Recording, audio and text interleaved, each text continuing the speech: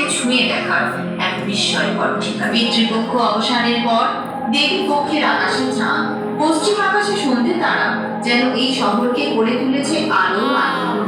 মানুষের সৃষ্টিশীল মন ওই ইতস্তত ছড়িয়ে থাকা নক্ষত্রমণ্ডলীর ভেতর খুঁজে পেয়েছে নানান আকার।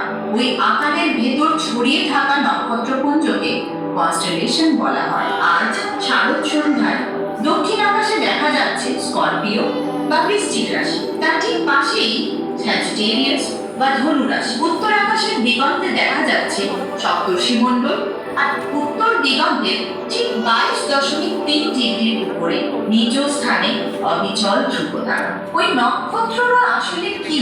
বাস্তবে তারা প্রত্যেকেই এক একটি ধারণার অতীত বিশাল অগ্নি, যেখানে নিরন্তর পারমাণবিক শক্তি নির্গত হয়ে চলেছে। বহু বহু দূর আলোকবর্ষে অবস্থান করছে বলেই এদের আলোক বিন্দু বলে মনে হয়। আমাদের নিকটতম তারা সূর্য। সূর্যকে কেন্দ্র করেই আমাদের এই সৌরজগৎ, যেখানে 8টি গ্রহ সূর্যকে প্রদক্ষিণ করে চলেছে, যেখানে একমাত্র পৃথিবী ছাড়া আর কোনো গ্রহে এখনো প্রাণীর অস্তিত্ব পাওয়া যায়নি।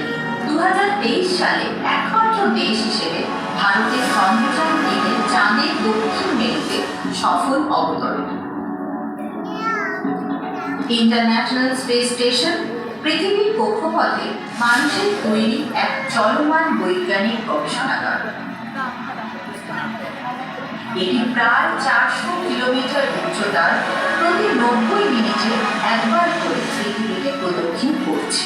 প্রায় 13.8 বিলিয়ন বছর আগে মহাবিস্ফোরণ বিগ ব্যাংয়ের মাধ্যমে জন্ম হয় এই মহাবিশ্বের প্রথম আলো, শক্তি ও কণা।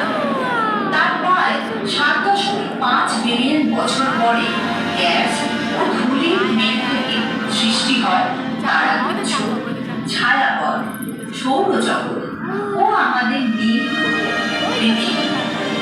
এই পৃথিবীতেই লক্ষ লক্ষ বছর আগে ঘটেছিল প্রাণের উন্মেষ, আর বহু বিবর্তনের পথ ধরে পৃথিবীর বুকে আবির্ভূত হয়েছিল অতি বুদ্ধিমান প্রাণী মানুষ।